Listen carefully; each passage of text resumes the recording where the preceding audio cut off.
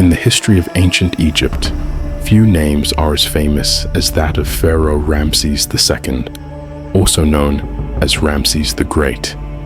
His reign was one of the most prominent and longest in Egypt's history, lasting about 66 years. It was along the banks of the Nile that Ramses built his empire on the sands of Egypt. Born in 1303 BC as the son of Seti IV and Queen Tuya, Ramses not only inherited the throne, but also the responsibility to ensure the safety and prosperity of his kingdom in a world full of threats.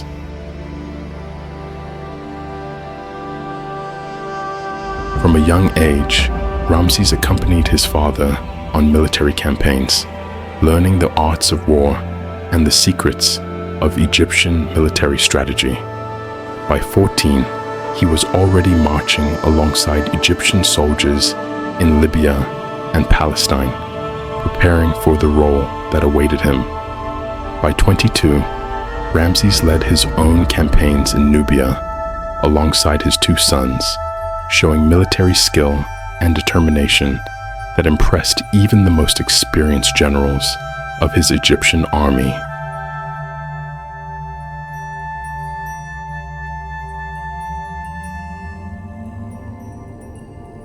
In 1290 BC, Ramses II inherited a kingdom ravaged by conflict and external threats.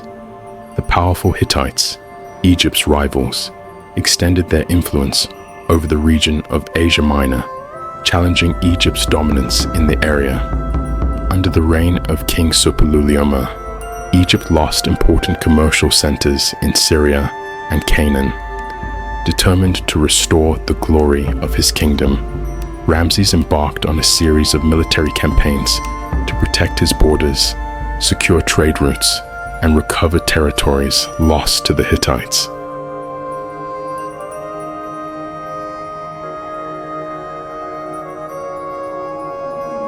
One of the most notable moments of Ramses' reign was his victory over the pirates threatening the Nile shores, known as the Shurden. These warriors were defeated by Ramses in a fierce battle where the Egyptian pharaoh used intelligent tactics to secure victory. Many of the captured Shurden people were incorporated into the Egyptian army and served as the pharaoh's bodyguards. This demonstrated Ramses' diplomatic and military skill in transforming adversaries into allies. Over the course of his reign, the Egyptian army grew significantly, reaching about 100,000 soldiers, a formidable force that Ramses used to strengthen Egypt's influence and protect its borders.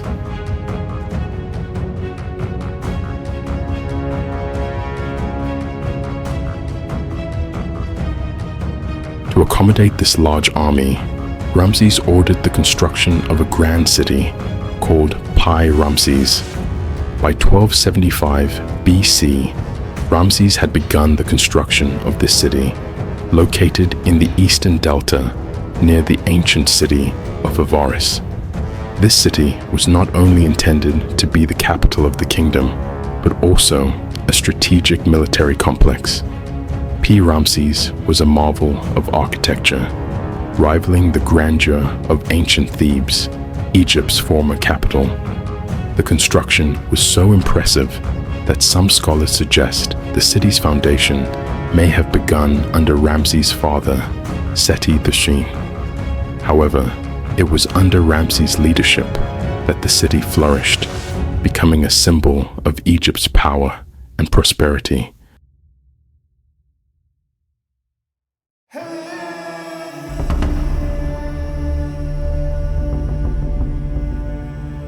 Ramses also led his army to Canaan, prepared to face the Hittites, who had dominated the region.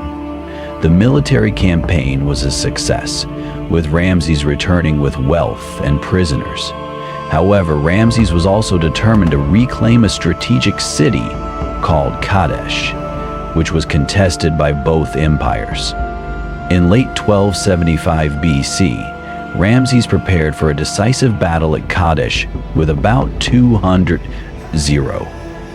men. His army, fueled by faith in the Egyptian gods, marched boldly into battle. After months of marching, Ramses arrived near Kadesh, planning his attack. However, the capture of Hittite spies led to false information about the enemy's location, causing Ramses to underestimate their proximity. While Ramses set up camp, the Hittites surprised the Egyptian army by launching a fierce attack from the walls of Kadesh. One division of the Egyptian army, led by Ramses himself, was caught off guard and was crushed by Hittite cavalry.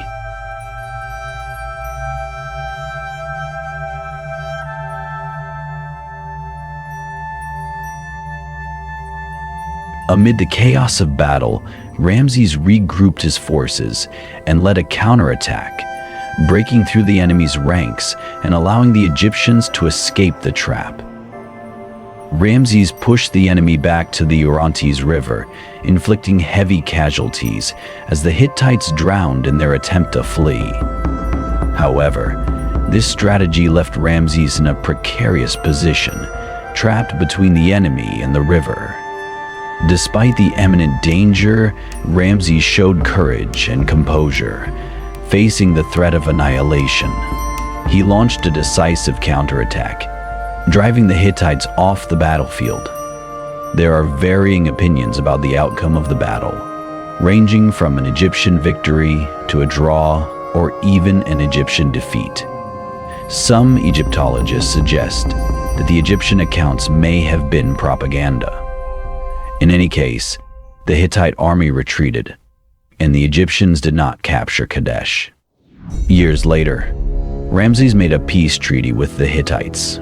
He and Hittite King Hattusili III met at Kadesh to finalize the peace agreement.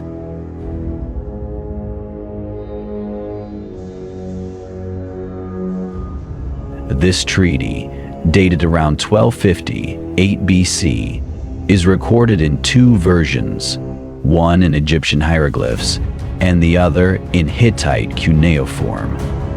The 18 articles of the treaty call for peace between Egypt and the Hittites, highlighting both peoples' desire for peace.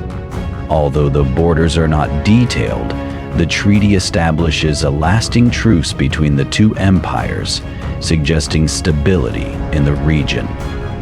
This treaty marked a turning point in relations between Egypt and the Hittites, preventing a catastrophic conflict and setting a precedent for future diplomatic negotiations in the region.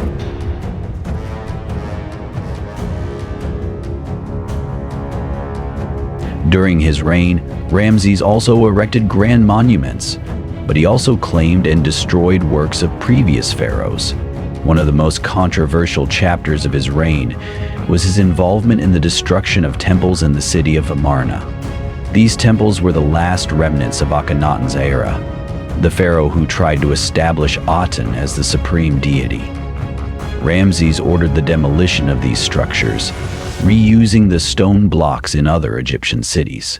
In 2013, Egyptian and German archaeologists made a remarkable discovery during excavations near the Great Temple dedicated to Ramses, a red granite statue of Ramses I. This monumental statue, with hieroglyphs on its base, is an important addition to the legacy of this pharaoh.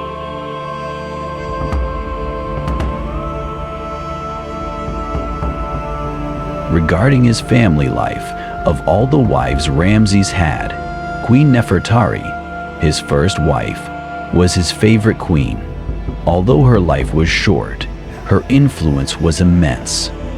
Like other queens before her, Nefertari played a crucial role in peace negotiations with neighboring peoples, especially the Hittites. She gave birth to Ramses' first son, Amun-Her-Sekepshef, and they had at least 3 more sons and 2 daughters. The tomb of Nefertari in the Valley of the Queens is one of the most famous, adorned with murals that demonstrate her importance in Egyptian society. Even after her death, Ramses continued to honor her memory, immortalizing her image in walls and statues throughout the kingdom. After Nefertari's death, Ramses married other women, including Queen Iset.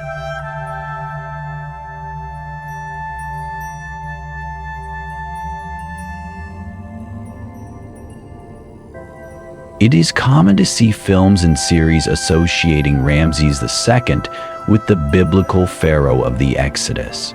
However, this idea has little historical or biblical evidence. Although it is true that a city named Ramses is mentioned in some passages of the Old Testament, such as Exodus 1:11 and Exodus 12, this is not enough to confirm Ramses II as the pharaoh associated with the Exodus. One reason for this is that the land of Ramses mentioned in the Bible, in Genesis 47:11, existed during the time of Jacob and Joseph, who lived about 500 years before Ramses' reign.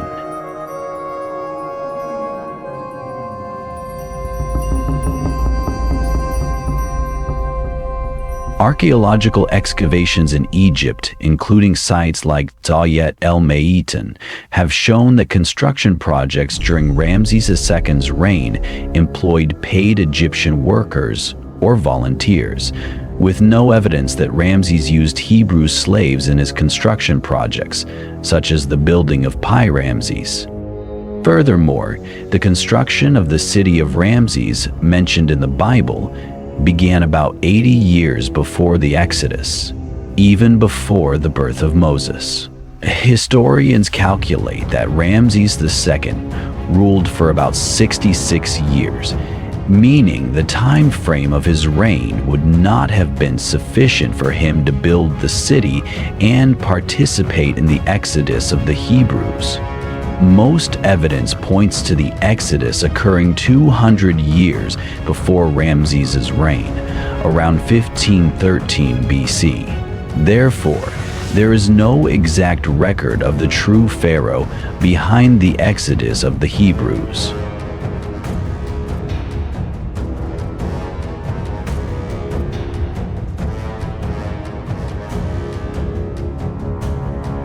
Finally, around 1213 BC, Ramses II passed away at over 90 years of age.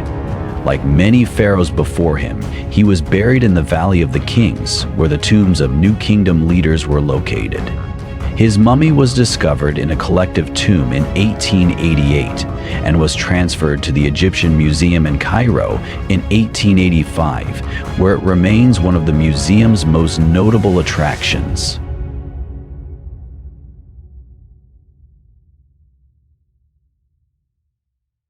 Hey!